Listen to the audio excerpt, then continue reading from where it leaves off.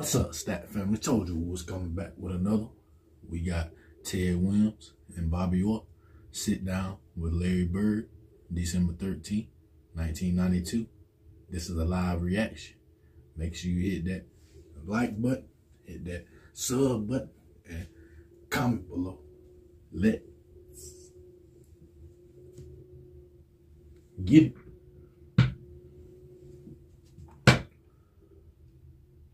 Y'all know it's live. Live and legendary and vintage.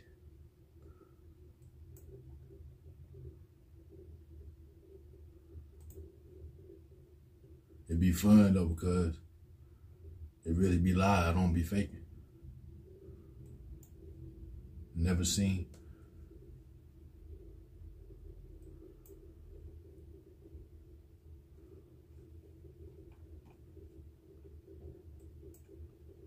Good morning to y'all too.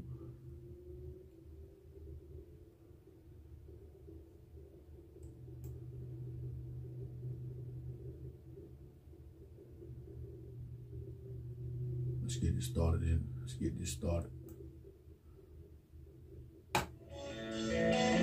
No.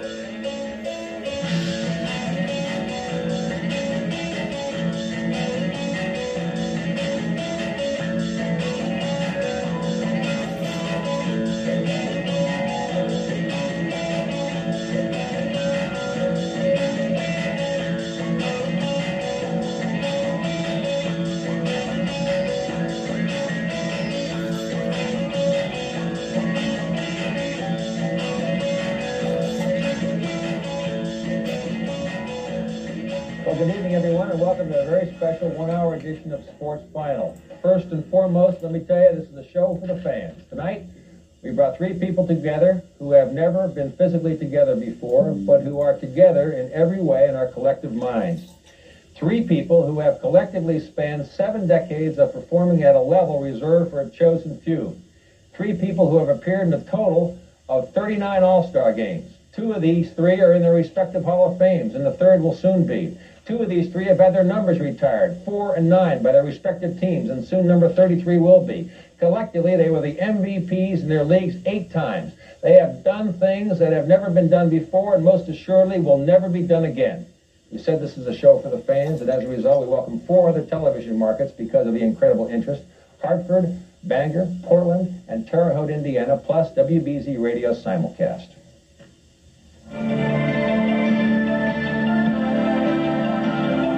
The 7 decades began at the end of the 1930s, when the kid from San Diego, California came to Fenway Park. It's over a half-century later, and people are still talking about the most charismatic, most engaging, most individualistic, and arguably the greatest hitter that has ever lived. His career highlights are mind-boggling. Twice the MVP, Player of the Decade in the 1950s. He won baseball's Triple Crown twice. 6-time batting champion, 4-time home run champion, All-Star 18 times, and of course, the Hall of Fame. And still, 5 full years were taken from the prime of his career due to military service. Ted Williams, like his 2 companions tonight, had an uncanny flair for the dramatic. He also had a tempestuous relationship with the press and the fans, while at the same time possessing under his bigger-than-life image a heart of gold for those less fortunate, especially for the Jimmy Fund. I got to where I didn't like him. And I got to admit, I think I was treated unfairly a lot of times. So I developed the habit because of their lousy writing and the response some of the guys in the stands reacted to their writing. I said, well, I ain't ever going to tip my hat again. See, now I'm going to give you a line that I'm going to say tonight. That I have this confession. And it is the truth, that I have tipped my hat 1,000 times in my heart to the people in New England for their generosity, their concern, their support of this fund, great fund called Jimmy.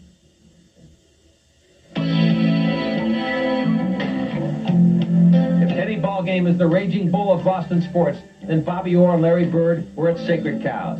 Bobby and the battling Bruins, and the medium of television combined for what truly was the golden era of Bruins hockey. and without question providing a magnificent link in the chain between the Ted Williams and Larry Bird eras. With a young Bobby Orr, the Bruins brought the first Stanley Cups to town in 29 years. Westfall rolled it in front. Sanderson tried a shot that was wide, and Keenan cleared it but not out. Bobby Orr behind the net to Sanderson. Orr! Bobby Orr!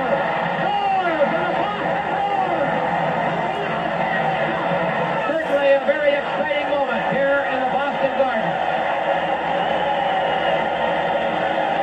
Scotty Bowman out there congratulating the Bruins. There's a happy fan. He's kissing Bobby Orr. Orr controlled the game like none have ever done, nor likely to do again. It has been said that Bobby Orr is the single most talented performer that we have ever seen in any sport, anywhere. And probably the closest we have ever come seeing a performer that has been touched by the hand of God himself. He had an unmatched style, a certain purity.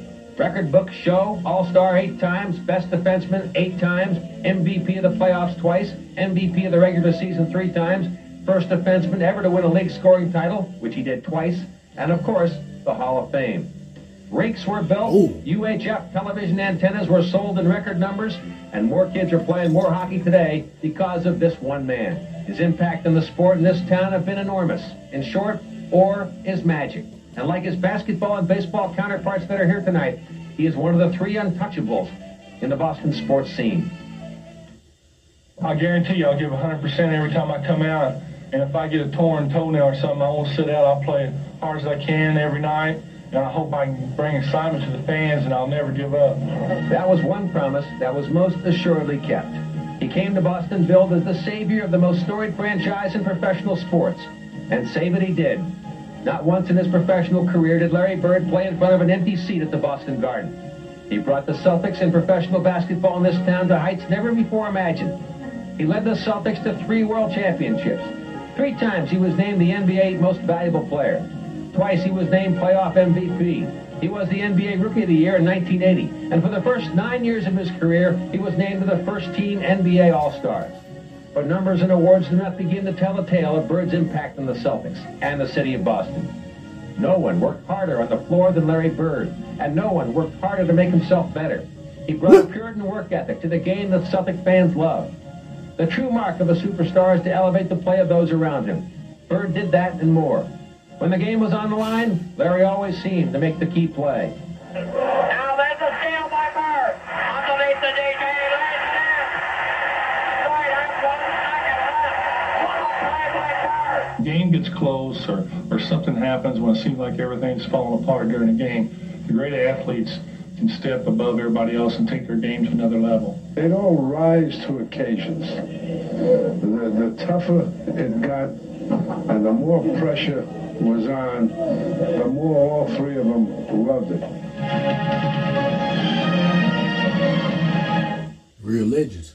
And welcome back live. Here we are, Bobby, Ted, and Larry. It's a thrill for us to have you here, needless to say, but you're here as fans. Ted came all the way from Florida to be here. Larry's, it's 2 hours past his bedtime, and you took off a Baybanks billboard just to be here tonight. But tell me about the fact that you guys are fans. Ted, I guess I would start with you here. Fans of these guys, and I certainly am. I mean, you know, here I'm the old guy of this trio, and followed the careers of both of them. And I think any true sports fan would say that in their particular sport, nobody was any better or ever as good, probably. Larry called you Mr. Williams. I thought that was kind of unique. I can't wait to meet Mr. Williams, he said. What was that? I mean, you have a genuine love for baseball, too. Oh, no question about it. I used to play, and it was my first love. It's just that basketball came along. I grew a little bit and sort of stuck with it. But I enjoy watching baseball games. I'm an avid fan, and anybody can hit 400, you got to like them. You used to go to St. Louis. You used to take that van and go to see the Cardinals play in Stan Musial, huh? Watch a lot of games in the summer, too, on cable, and watch all the Red Sox games as many as I can. And I'm a big baseball fan, no question about it. Just got through watching the Bruins play before I come over here. I don't know all the rules, but... You don't have to. Bobby, it's funny because we were waiting. Ted and Larry were here first, and Ted says, well, where's the great one? I guess he was talking about you. That's right. Well, I'm obviously thrilled to be here with Larry and Ted. I've heard a lot about Ted Williams, and I've, in the last couple of years, come to know Ted, and we've had a wonderful time together. And and I certainly enjoy being with him. And I've watched Larry play a lot, and he's certainly an incredible athlete, and he'll go down as one of the greats. How's he as a fisherman, Ted? Bobby? Well, I gotta say he's pretty good. We had a great week up on a tremendous river, the Gascapedia, in Quebec, and he showed me an awful lot. In fact, I was amazed at how good he really was. And I took a lot of other heat with it, but during the evening that we just got together this evening, why, Larry was telling me about his liking fishing, and I used to fish in the same state, Indiana, down there in the what's the name of that river? Tippecanoe. Tippecanoe. I was based out there in primary flying, you know, but I didn't get a chance to fish out there. All right, we're going to take a break here and come back. The three of you guys here, and Larry, you and I talked just before Ted and Bobby showed up that there could have been a fourth here, and of course we know it was Bill Russell, and we'll come back and talk about there are three guys of your level that there was going to be a fourth, it would be him, but he's not here tonight. We'll come back and talk about that and much more about your careers and really the reasons that you're here tonight as we continue with a very special edition of Sports Final. Stay with us. Somebody on last of the eighth inning. Jack Fisher into his windup. Here's the pitch. Williams swing, and there's a long drive to deep right. That ball is gone, and it is gone. A home run for Ted Williams in his last time at bat in the major league. They're not born great. They're not born hitters or pitchers or managers, and luck isn't the key factor. No one has come up for a substitute for hard work. I've never met a great baseball player who didn't have to work harder at learning to play baseball than anything else he ever did. To me, it was the greatest fun I ever had, which probably explains why today I feel both humility and pride, because God let me play the game and to learn to be good at it. Proud because I've spent most of my life in the company of so many wonderful people. Ted, of course, that was your Hall of Fame induction, and let's talk a little bit about the three of you. How much was inherent talent and how much the intangibles have put you at this level? Larry? Well, I like to say it was a lot of hard work. I spent a lot of time out there practicing, trying to develop my skills from a young age. And sure, you know, I got the height. I was lucky enough to grow to be 6'9", but the feel for the ball, the anticipation I might have got from someone else down the family tree, but I put a lot of time in, and I'd say a lot of my skills come from hard work. Bobby? Well, I think we've been blessed with an ability to play a sport, but as Larry said, I think it takes some hard work and love of the game, and I certainly love my game, and I'm sure Ted and Larry love their games, and I think that has a great deal to do with it. I think that if you're blessed with the talent and you can direct your interest and love towards the ability that you've got. In other words, I know I never could have been a basketball player nor a hockey player, but I love baseball so much, and I lived in California. And here's where I think the luck of your life comes into it. That I lived in sunny California where I could play every day. Now, they could play inside. He could play inside. But there's never been a great baseball player in Canada. However, there's one coming up. That Walker kid's a hell of a player. But you talk about luck in your birthplace in California. He's in Indiana, was a hotbed of basketball. That's right. He was in Perrystown, a hotbed of hockey. So you really all had that. You had that environment. Right. We all grew up playing our respective sports and loved to play them as a kid. And I'm sure the two gentlemen played sandlot out on the street, bouncing balls. I was shooting pucks all the time, playing hockey in the parking lots, whatever. Fate, luck. Let me ask you this, you guys. When did you know that you were better than everybody else at that level? There must have been some point that you knew, one, that you were better than everybody else. And when you moved up in competition, were you surprised you were still better? And how did you react to that? Well, I never really thought about being better. All I knew is I loved to play the game, and it was my dream to play the game, and I was getting an opportunity to play the game I loved, and I wanted to get to the pros and stay there for a long time. But that's all I thought about. But thinking about being better than the next, sure, I think as you go through minor hockey and junior hockey, yeah, you know there's something there, but I don't think you think about it a whole lot. You have a goal, you want to reach that goal.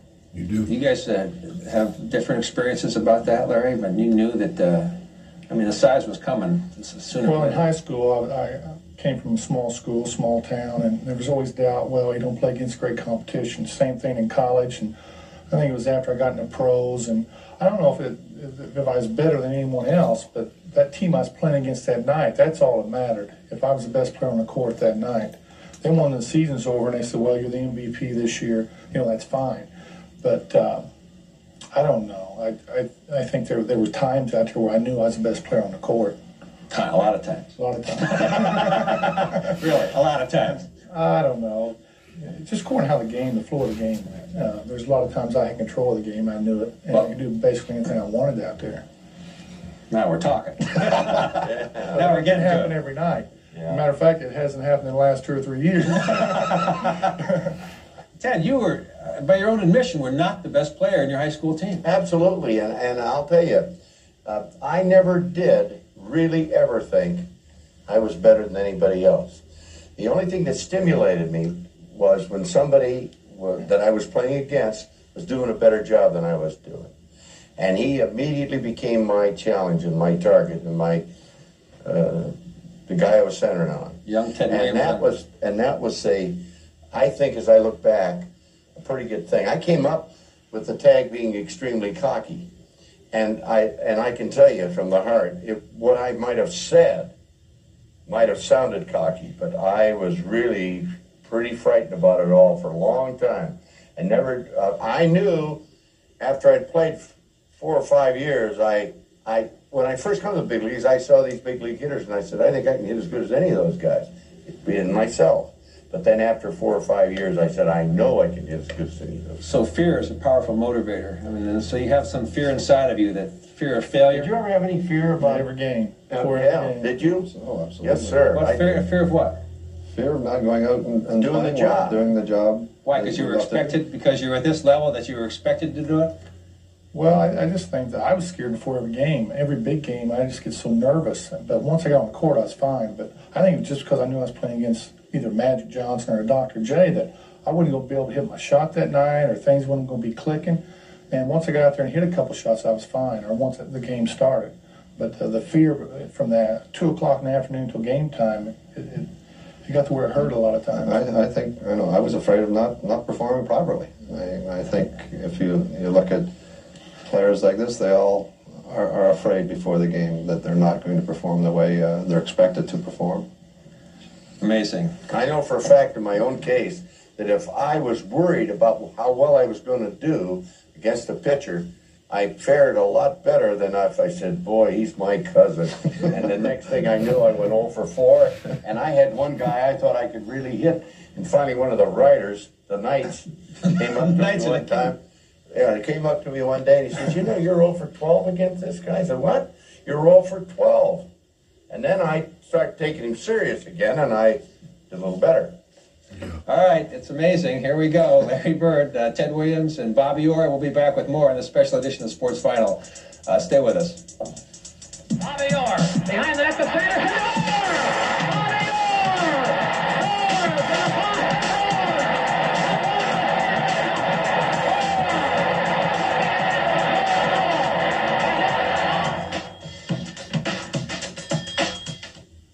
Boston can be argued as the best sports city in the world, certainly in North America, and much of the credit goes to those 3 people. And we're back with those 3 people, Larry, Ted, and Bobby.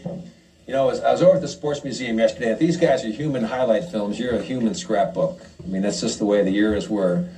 Best line that I heard from talking about the 3 of you: if you were the raging bull of Boston sports, these 2 guys were the sacred cows. And that goes into just saying what you said while we were off camera about what you talk about Larry and Bobby and what people tell you. Well, yes, we were talking about that. And even though first time I've met Larry, and I've had couple of experiences with my friend to the right.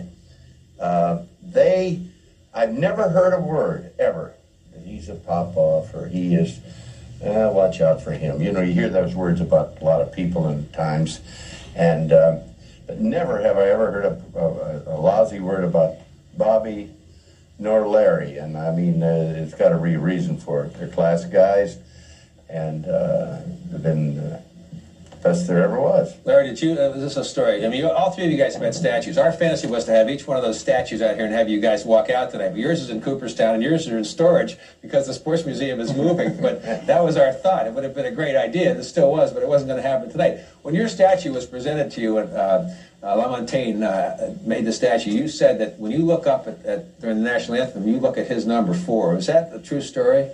Oh, yeah. Yeah, I always feel I need something to motivate me. You know, I always try to pump myself up for games, but every time I seen a film clip of Bobby, it was always one where he hits a shot and dives across the ice.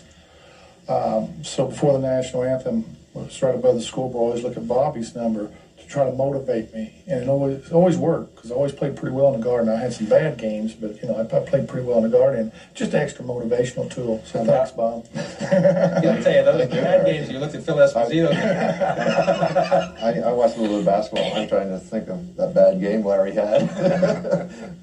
But hearing something like that from Larry, obviously, it's so this is, I mean, you guys, this is really a mutual admiration society. Well, I've watched Larry a long time, and if you look at Larry, you hear people say, he doesn't run real fast, he doesn't jump real high, and yet, what is it? It's his heart, it's his desire, it's his love for the game, and he dives into the crowd.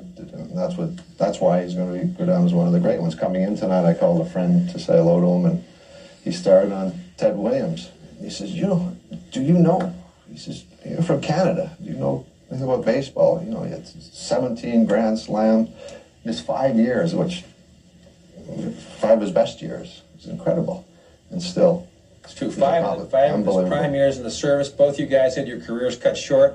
You, in effect, played maybe 11 years in total, and before in Eurohobble, you played maybe 8 years. And that's the most amazing thing, and of all the greatness, for what would have been. But Ted always said that the hardest thing in sports was to hit a baseball. Now, do you still believe that? Or would you tell these guys the same thing? Well, I think that there's a lot of elements that would give you a little weight behind that statement. I told that to Sam Snead one time. I said, Sam, look, you're hitting that round ball there, flat head. I said, it's smiling at you half the time. And I said, you whack it. I said, that's got to be easier than what I have to do. I'm hitting curveballs, knuckleballs with a round ball and a round bat. I said, it has to be harder than that. And, of course, I was really kind of kidding him. And Sam says to me, he says, yeah, but he said, I have to hit my foul balls. So he had a point there. This is something to be said for the punishment that you had to go through, night in, night out. I mean, that's a tough game at a tough level. Well, it is, but, your body adjusts. I mean, you go out there and you bang yourself around on the floor a few times, you get adjusted. You don't feel it until the next day because you're so pumped up. But I think it'd be pretty tough to hit a fastball for Roger Clemens. I mean, for me it would, because I'd be bailing out every time. Boston, this is the one common denominator, other than the talent and the love of the game and the heart that you put into what you did. Boston, fate put you here. You stayed your whole careers here. Did that have an effect on, I know it had an effect on your lives, but the fact that you played everything in one town, forget the asterisk and the Chicago and all that experience, you all played your careers. What about the one-town careers and playing in this town? Well, Boston is wonderful, great sports fans, Bob, tough. They expect an honest effort, but if you give them that honest effort, it's a wonderful city, but for your family, schools, shopping for the wives, it's a wonderful city to be in. And when I left Chicago, the first decision we made was that we wanted to live in Boston, bring our children up here, and we are here. And I think that says a whole lot about what we think about the city. But you guys, if in baseball, in Bonds, now in San Francisco, if that happens, Kirby Puckett stayed in Minneapolis, maybe the best decision he made, turned down more money to stay. Now, what about staying in the same city? And if free agency was available to you guys today, would you do it, honestly? I would, I would have, you know, you can look at it both ways. Ruth has stayed here in Boston all his life, instead of going to New York, where he got all the publicity and he had the great teams, and he got all the publicity and the one and only and mighty forever Babe Ruth. I think you'd have to say that that was a break for him. Again, I've always thought, maybe not my first 3 or 4 years I was here, because I took, I think, quite a bit of heat from the Knights. But I want to tell you, I am so thankful that I had a chance to be here over the course of 20 years. And there's something about the fans in Boston that they're big softies is what they are. They're loyal as they can possibly be. They are as ardent a sports fan as you can get any place. I think, I know for myself, I feel like I was extremely lucky to have played my career in Boston. Larry, you actually did have a shot to go, or a chance to go to free agency, and turned it down. Well, what are your thoughts and feelings about Boston and that? I'll let you know a little secret. About 3 or 4 years ago, I was in Oakland, California, and I had a friend call me and said, hey, the Pacers are getting ready to make a deal for you. They're going to trade for you. And, you know, I was just sitting there on the phone thinking, God, the Celtics are going to trade me. I can't believe it. And after I got through talking to him, I hung up the phone and packed my bags because I was waiting for the coach to call me and tell me the deal was being done. And I was going to retire from basketball right then. So there's no way I would ever play for another team. I would have before I came here because I didn't know much about Boston. But once I got here and got settled in and started playing, I'm like, Bobby, if you give an honest effort out there, the fans react to that. And once you get in one place and then they start liking you, it's hard to leave. You know, we talk about media pressure, we're going to talk about this. You know, when he broke in, there were 8 daily newspapers. 8 daily newspapers, a smaller market. I mean, that was dog eat dog. Today you got the TV stations, but I think it's kind of a much softer and a kinder, gentler, to pardon the phrase of a friend of yours, kinder, gentler approach. But what you had to endure is amazing. But we'll come back. We have a very special thing coming up in the next section. So stay with us. Sports Final continues with Larry, Ted, and Bobby here on our stations tonight. I went from small towns to bigger towns, and now this will probably be the biggest, but I think I can handle it. I know since this is such a sport-minded town, and that's where I fit in, sports is my life, I think I can fit in quite well. I think I can fit in quite well. I guess you fit in quite well. And you know what? It's, for our station in Terre Haute, this is very interesting. They're going to be broadcasting this a little time.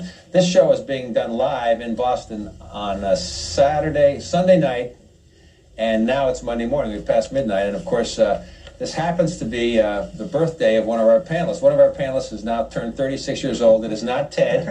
It is not Bobby. It is not me. So, without further ado, we ask you to turn around, Larry. Happy birthday to you. Happy birthday, dear Larry. Happy birthday to you. Bob and Larry. Let him get a shot of the cake here while we're doing this. Munch pastry, 50 pounds of rum and strawberry. Right. Bob asked me what I could do to help with the show, and he says, Nooms, we need a cake guy. That's my role in the show. Here it is, 36 candles celebrating 36 years in the life of Larry Joe Bird. Thank you.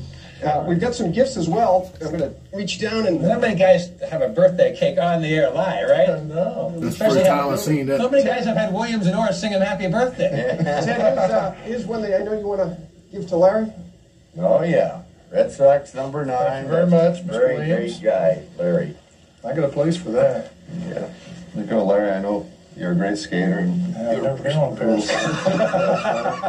Thank you. The chances are you're never going to be either. Ted, I knew you would be upset seeing Larry get a sweater, and if you didn't get one, so there's Mr. Williams. Thank you very much. Wear that on our next fishing trip. I will. Let's scare the fish away. That's terrific. Thank you, gentlemen. Is this mine? Yeah. Is this mine? Cool. Okay. That's Thank good. you. Oh, Bob, I'm sorry. Oh, that's good. I'm just going to have a piece of the cake. The host. Yeah, that's it. Blow out the candles and we can move on with the show. You don't want me to spit all over the cake. Actually, it would make pretty good television. All right, well, We'll let you off the hook and we'll come back. Happy birthday. Thank you. 36. And having Ted Williams and Bobby Orr sing him happy birthday. A birthday party. All right, we'll be back with more on Larry Bird's birthday and the Sports Final as we continue right after this.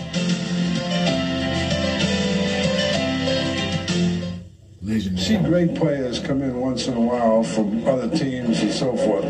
When you have them right here, and you can see them so many times and do this over and over again, rise to these various occasions, it's something that the fans in New England, I know, cherish beyond any question of doubt. We're just talking about the peripheral vision, the behind the back, that famous pass to Walton and the Parrish, and just all the passes you made, and Ted, his ability to see the seams of a baseball, and Bobby, you call them desperation passes, but they were right on somebody else's stick. So well, I guess that just goes down to native ability, right? I mean, don't be so humble. I'm not being humble. You do anticipate sometimes, I think, but I think I'm watching Larry, and Larry play the game of basketball. I mean, people say, well, how does he know they're there? I mean, he's passing like this and like that and like this, and he looks ahead, he anticipates. He's just, it's like Gretzky in hockey. He's looking ahead. He sees much further ahead than the other players. And Ted, great eyesight. Ted says that you not see the stitching on the ball. Yeah, but you hit the right word. The anticipation that you guys had, I think, is even a greater asset than the eyes and the hand and all that business, because you got to figure it out before it even starts, and you make it look easy and slow, not fast and so quick that your reactions took over. I think that how you anticipated as you're coming in there. That's really interesting. You're talking about team sports. He could control his game. Orr could control his game like no other. I mean, control it. Maybe it's the nature of hockey. You couldn't control your game. You got 4 at-bats a game. You might have a couple fly balls hit to you. You might have a chance to run. You had 8 other guys you had to depend on. Totally different orientation. Plus, they played with championship teams. What you had to do in your career was to really motivate yourself, which brings my next question about the press. And often tempestuous and stormy. What is your view of the role the media played in building your sports images in this town, and was it justifiable? Ted? Well, you got to say Boston's a great sports town, and they've had some great performers here. But I do think that the controversy, I think the keenness of some of the sports writers certainly helped to develop the feeling of Boston sportsdom. And I would give them some credit in that regard because they seem to always stir up something that stimulated, one way or another, the sport of the day. Well, look at this headline. Ted making 80 to 100 G's. It was like, this was 1949. People were shocked that Ted making 80 to 100. That's what you're getting for doing this show tonight, isn't it? Oh, didn't I tell you other guys? I'm sorry. I forgot to tell you other. But what about the press, Larry, and your image of it and the creation? How they created your image and your sports legacy? Well, it definitely helps. I mean, if it went the other way, they could run you out of town too. There's no question about it. But if I played a game and I read an article the next day, that's not the same game I played. I haven't seen one guy could put in words and describe a game like I seen it. I always thought they were putting things in different places where they should have been over here, and they're putting them down here at the end. But I just never seen a guy that could write about a game the way I seen the game or the way I played the game. So, but as far as building making a superstar of somebody, I think that's very easily done. Did they have that same lack of hockey knowledge that he's suggesting they had in basketball? I don't think so. I think overall the press is very good in Boston. Many times the professional athlete, give them ammunition to write poor stories, or what you might consider a bad story. But overall, I think the press in this town, there's a lot of competition with radio, TV, and newspaper. Overall, I think they're pretty good. I think they're pretty knowledgeable. They can be tough, without question, but many times we give them that ammunition they need to write a poor story. Ted, you're the one that had the feuds. Well, you're talking to two fellows here who I don't ever remember hearing any bad press about them. Well, like I said, you were the Raging Bull, they were the Sacred Cows. Yeah, that's right. And I know that I know in my heart that I got a lot of rotten remarks written about me because that weren't true.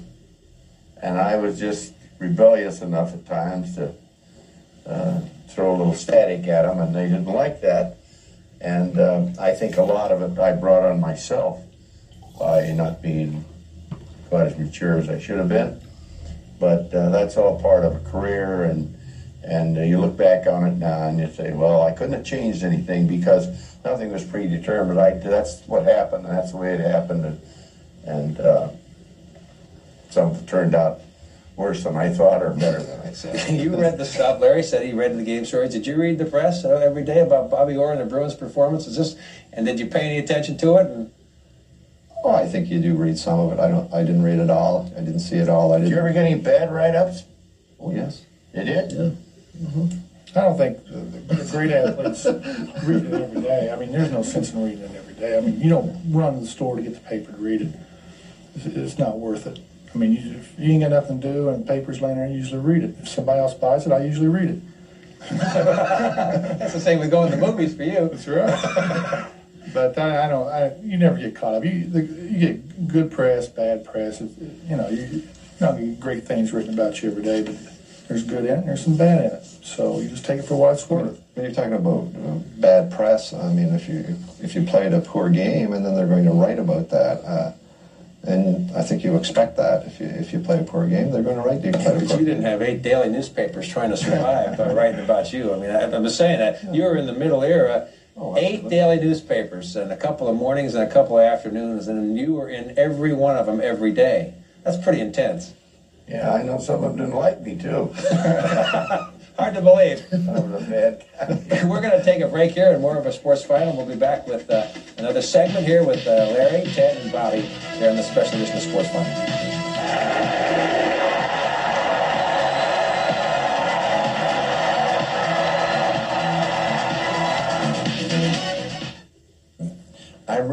I really feel fortunate that I had fishing interests, and I even had some business interests, and I was lucky in that regard because it was with dealing with hunting and fishing and guns and tackle, and I was lucky in that regard. After I got through that, I could still have a lot of interest.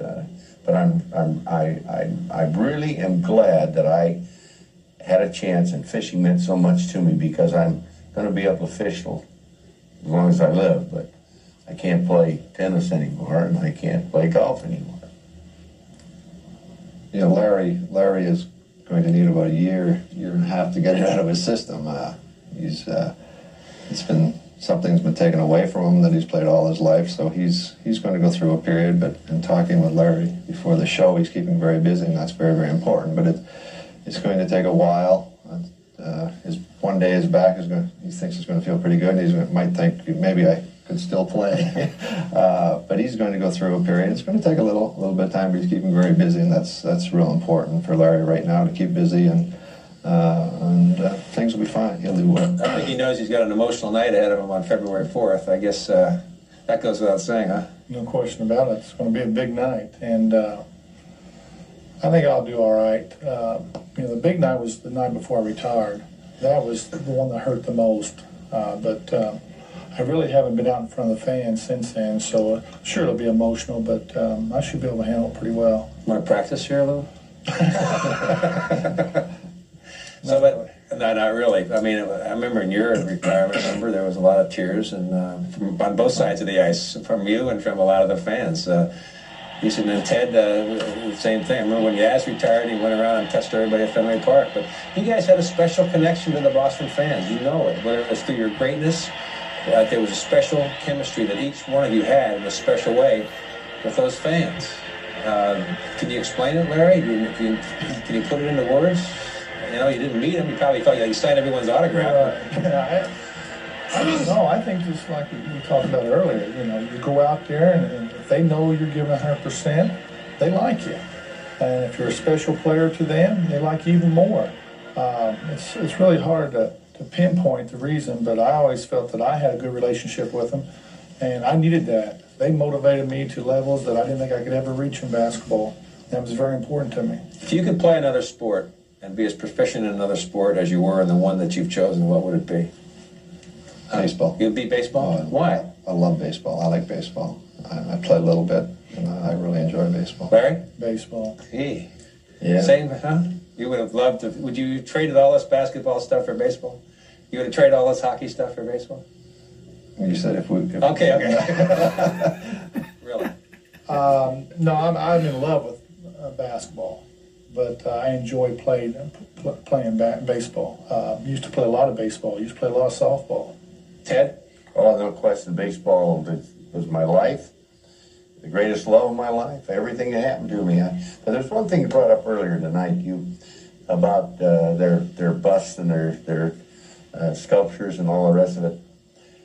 The one that I had that's in Cooperstown, I shed a tear that day. And there I was with my statue there by Montaigne. And it was a hitting shot. But as I looked at that statue of me, I could see over about 60 feet the statue of Babe Ruth. And that brought a tear to my eye because there was only one forever and always, Babe Ruth. And as a kid, I thought that. And there's my statue right there in view of the mighty Ruth. And a lot of things came together, you know, and I realized how lucky I'd been in my sport. I guess when you think back and you said it, do you stop every once in a while and say, why? Why me? Why this life? Why this happened to me? Why am I so blessed? Do I deserve it? All these things, Larry? Every day. Especially when I'm home in Indiana and look at the house and the cars, sitting there by yourself at the pool and you go, why me? And I know I spend a lot of time, but still I don't understand it, never will understand it. I have problems with people coming up to me and asking me for my autograph because I can't believe it. It's mind-boggling, but it happened and it's over with. Now I go on with my own life. Bobby? I'm a lucky guy. It's a wonderful country. Well, both countries. Right. And Ted feels the same way. I mean, you say, why were you guys so blessed? And why was this town so blessed? This town has had its share of tragedies, make no mistake about it, but you guys were the compensation for all those bad moments. I related to a lot of luck in life. And I was thinking about this program, and I was thinking about how close I come. I know how close I come in my life several times of having it all in right there. But I remember one time in my sport to come awfully, awfully close. The closest I'll ever come to getting crunched by baseball.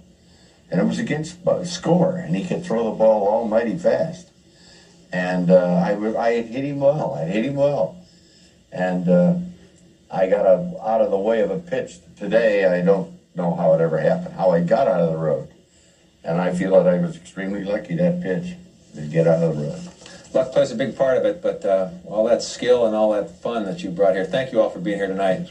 Larry, Ted, Bobby, this was a unique program. Aren't many things that... It's great to be on with him. It's great to be on with you guys, and I'm sure they all feel the same way, and so does our audience tonight. Thank you very much for being with us in a special edition of Sports Final. There aren't many things, as I said, that you can do for the first time in this business anymore, but this is it. And we've had a great thrill having all of them here, and we've enjoyed certainly you being with us tonight. I'm Bob Lobel. Have a good night.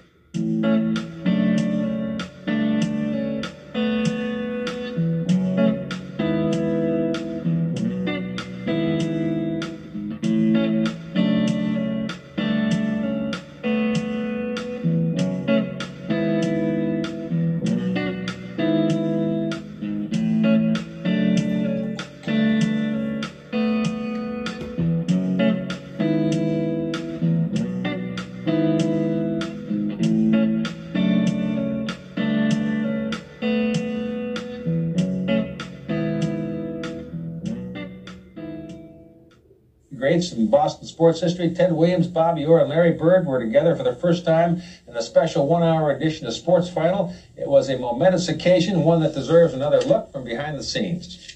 Is the great Orr got here yet? He'll be here in about 10 minutes. Oh, sure. Gonna wait for him. His family. I'm not surprised that Larry's here, but that Orr. Nice to see you. Finally get a chance to meet you. Yeah. You know, I was thinking of him today. I hit against Conley, you know. What was his first name? Gene. The only time I ever hit him. He was all arms, you know, pretty as tall as he is. And I only hit him once, and I struck out on a ball that hit the dirt. Never swung at a ball, but he was all arms and legs. He looked like he was going to right there, you know. Yeah, where's the great one? Here's the great one. Bobby Orr arrived. They were asking for the great one. The next hour they talk, touching upon most candid subjects. Any fear about every game? Yeah. Did you? Oh, absolutely. Yes, sir. What, fear of what? Fear of not going out and Doing the job. Doing the job. Why? Because you were expected, because you're at this level that you were expected to do it? Well, I just think that I was scared before every game. Every big game, I just get so nervous. But once I got on the court, I was fine. But I think it was just because I knew I was playing against either Magic Johnson or Dr. J that I wouldn't be able to hit my shot that night, or things weren't going to be clicking. And once I got out there and hit a couple shots, I was fine, or once the game started. But the fear from that 2 o'clock in the afternoon until game time, you got to where it hurt a lot of times. I think, you know, I was afraid of not performing properly. I think if you look at players like this, they all are afraid before the game that they're not going to perform the way they're expected to perform.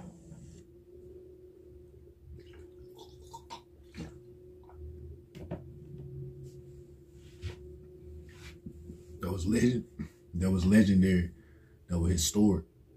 They had real Boston legends in the exchanging jerseys. I'm done. I'm talking about real legends that put on for Boston in their exchanging jerseys. And then they were doing the interview at night. Then they rolled over to Larry Bird's birthday. That's legendary. Legendary right there, Big Bird, Ted Williams, and Bobby Orr. And I learned something new today, too. There ain't no Big Bird like baseball. I ain't know that. I ain't know his first love with baseball. I ain't know that right there. Good thing I know now. Ain't nothing like history. Going back and learning. Can't beat it. Never go wrong with the classics. Never. I'm talking about they had real legends in there exchanging jerseys. They put blood, sweat, and tears out there. They was in there exchanging jerseys. No getting no better than that. They had Ted Williams in there. Ted Williams ready to see everybody more than everybody wanted to see him. He was ready to see Bird and Bobby Orr. He called Bobby Orr the great one. You know you legendary when you get called the great one. When Big Unc call you the great one. Come on, that's legendary right there. Then he came to greet them first. He came in the room and greet them. I'm talking about first. They ain't had to go to him. He came in there. That's class right there. That's class. That's class. That's legendary. And y'all heard what he said. Ted Williams said, Bird called him Mr. Williams. It starts in the home. You're a real legend, Big Bird. You can tell your mom and your dad, they raised you right. You weren't doing anything. You know how to talk to people. Yes, ma'am, no, ma'am. Legendary Big Bird. You Big Bird on the court, but off the court. You Big Bird also. They don't talk about that. You don't really like. You don't like the cameras and stuff. You can tell. But that interview right there, he was comfortable with that interview. I like that. That was legendary. Historic again. Can never go wrong with the classics now. Salute Big Bird. Salute Ted Williams. Salute Bobby Orr. I thank y'all Bird family. I thank y'all Stat family for watching the full video. Gonna be back with another video after this video. Make sure y'all stay prayed up. Y'all be safe. And y'all be good. You know?